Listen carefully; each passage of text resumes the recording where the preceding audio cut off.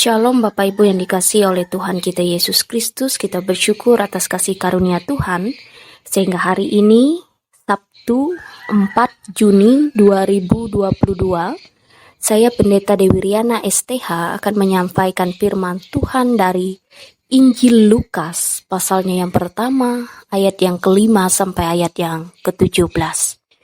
Namun sebelumnya mari kita bersatu di dalam doa. Mari kita berdoa. Puji dan syukur atas kasih karunia Tuhan yang sungguh luar biasa dalam hidup kami, atas kesempatan yang boleh Tuhan nyatakan, atas keberadaan kami masing-masing.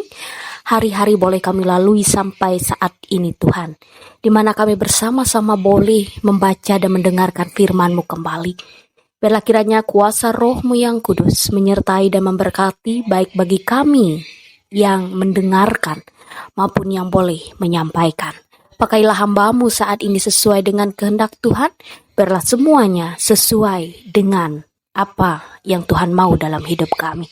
Terima kasih Tuhan, di dalam nama Tuhan kami berdoa. Amin. Bapak Ibu sidang jemaat yang dikasihi di dalam Tuhan kita Yesus Kristus, kita buka bersama Alkitab kita dari Injil Lukas pasal yang pertama ayat yang kelima sampai ayat yang ke-17 dengan perikop pemberitahuan tentang kelahiran Yohanes Pembaptis. Ayatnya yang kelima. Pada zaman Herodes, Raja Yudea, adalah seorang imam yang bernama Zakaria dari rombongan Abia. Istrinya juga berasal dari keturunan Harun, namanya Elisabet. Keduanya adalah benar di hadapan Allah dan hidup menurut segala perintah dan ketetapan Tuhan dengan tidak bercacat. Tetapi mereka tidak mempunyai anak sebab Elisabet mandul dan keduanya telah lanjut umurnya. Pada suatu kali waktu tiba giliran rombongannya, Zakaria melakukan tugas keimanan di hadapan Tuhan. Sebab ketika diundi sebagaimana lazimnya untuk menentukan imam yang bertugas, dialah yang ditunjuk untuk masuk ke dalam bait suci dan membakar ukapan di situ. Sementara itu seluruh umat berkumpul di luar dan sembahyang. Waktu itu adalah waktu pembakaran ukupan. Maka tampaklah kepada Zakaria seorang malaikat Tuhan berdiri di sebelah kanan mezbah pembakaran ukupan. Melihat hal itu, ia terkejut dan menjadi takut. Tetapi malaikat itu berkata kepadanya, "Jangan takut, hai Zakaria. Sebab doamu telah dikabulkan dan Elisabet istrimu akan melahirkan seorang anak laki-laki bagimu dan haruslah engkau menamai dia Yohanes. Engkau akan bersukacita dan bergembira, bahkan banyak orang akan bersukacita atas kelahirannya itu. Sebab ia akan besar di hadapan Tuhan dan ia tidak akan minum anggur atau minuman keras dan ia akan penuh dengan Roh Kudus, mulai dari rahim ibunya. Ia akan membuat banyak orang Israel berbalik kepada Tuhan Allah mereka. Dan ia akan berjalan mendahului Tuhan dalam roh dan kuasa Elia untuk membuat hati bapa-bapa berbalik kepada anak-anaknya. Dan hati orang-orang durhaka kepada pikiran orang-orang benar. Dan dengan demikian menyiapkan bagi Tuhan suatu umat yang layak baginya." Berbahagialah bagi kita bersama yang boleh membaca dan juga merenungkan firman Tuhan. Amin. Shalom Bapak Ibu yang dikasihi di dalam Yesus Kristus. Dalam bacaan kita saat ini, kita bisa bersama-sama merasakan bahwa segala sesuatu yang terjadi dalam hidup kita, jika Tuhan berkehendak, maka tidak ada yang mustahil. Dan dalam bacaan kali ini, itu menegaskan bahwa Lukas mulai dengan suatu penyelidikannya, dan di sana ia dinyatakan tentang karya keselamatan umat manusia dengan mengutus Tuhan sendiri ke dalam dunia. Namun, sebelum itu terjadi, harus ada yang mempersiapkan jalan terlebih dahulu untuk Tuhan. Lalu, siapa yang dipilih oleh Allah saat itu? Yang dipilih oleh Allah ialah Zakaria dan Elisabet yang merupakan seorang imam dan dikatakan mandul. tetapi mereka tetap hidup taat di hadapan Allah. Itu dapat kita lihat dalam ayat 5 sampai ayatnya yang ke-7. Sehingga dengan kuasa Allah yang sungguh luar biasa, pasangan itu boleh memiliki anak di usia mereka yang sudah tua. Itu juga terbukti dalam ayatnya yang ke-13, dan mereka memberikan namanya itu ialah Yohanes. Kemudian, anak yang dilahirkan ini akan menjadi besar di hadapan Allah, dan ia juga akan dipenuhi oleh Roh Kudus. Dan dengan keberadaannya, maka akan ada banyak orang yang boleh kembali dan boleh menyatakan kasih karunia Tuhan. Itu dapat kita lihat dalam ayat yang ke-15 sampai ayat yang ke-17. Jadi, Bapak Ibu yang dikasihi di dalam Tuhan kita Yesus Kristus, dari bacaan ini, kita bersama-sama boleh belajar. Yang pertama diingatkan kepada kita, mari kita belajar dari Zakaria. Apapun yang terjadi dalam suatu kehidupan yang ia jalani, ia tetap berpegang teguh pada kebenaran Allah. Dalam artian, mari kita memenuhi diri kita dengan kebenaran Allah. Karena Allah akan bekerja dalam hidup kita dengan sesuatu yang sungguh luar biasa, yang tidak mampu kita manusia selami. Itu yang pertama. Kemudian yang kedua, diajarkan bagi kita bersama ialah, tidak ada yang mustahil bagi Tuhan. Kita hanya perlu untuk bersabar, semakin menguatkan iman kita, dan terus berdoa kepada Tuhan. Seperti Zakaria dan Elisabet, di usia yang sudah tua dan dikatakan mandul, mereka boleh dipercayakan Tuhan untuk memiliki anak.